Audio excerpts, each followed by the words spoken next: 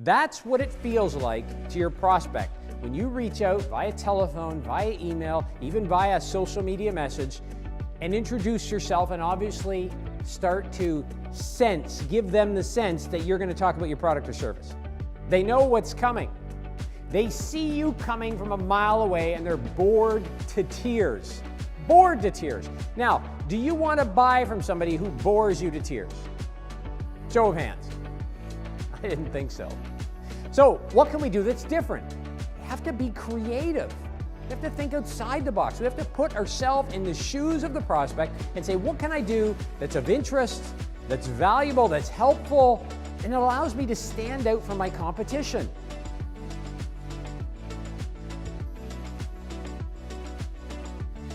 Prospects today are overwhelmed with information. This overwhelm is leading to confusion, frustration, even anger as it relates to dealing with sales professionals. In order to sell in this economy, we need to use new skills, new tools, and even new technology in order to create an environment of unstoppable sales.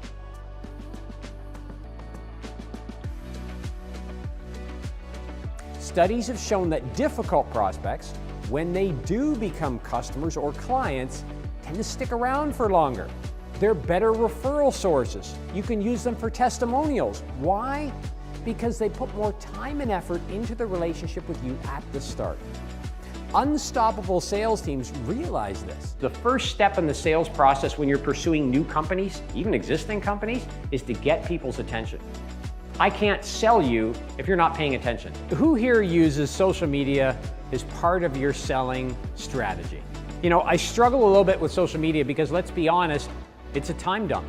So here's what I suggest instead. First off, make sure your buyers are on the social platform that you're on. If you're in Facebook, but your buyer is over in LinkedIn, you should not be on Facebook. Rule number 2, make sure that the platform that you're investing time on in order to build social relationships is a platform your buyer would expect to build social relationships on. If you're trying to sell fish to me on LinkedIn, there's a problem. Third and last, make sure that you're using the platform in a way to build trust and rapport. Don't send spam messages, right? Don't reach out and offer anything but value, because our goal is to build trust and rapport, and we do that, as we discussed earlier, through values.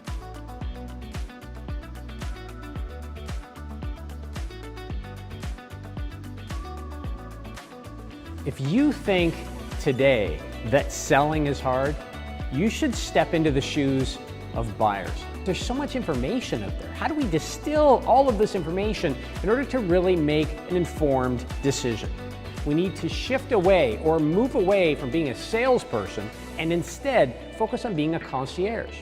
Help our buyers find the information that's valuable to them and really then sets you apart in adding value to that relationship. And if we add value, we convert the sale. Unstoppable sales teams ask everybody for referrals. They ask their existing clients, typically every quarter or at least every 6 months. They ask prospects. Before they even close the deal, they're asking for referral. Past customers, past clients, those that have moved on, they even ask lost opportunities. Those prospects that say thanks but no thanks, they ask for referral. Selling can be a tricky game, but the power of Shawn's presentations and the relevancy of the information make it seem that much simpler. He has a great sense of humor, and most importantly, he knows what he's talking about, and he has the facts to back himself up.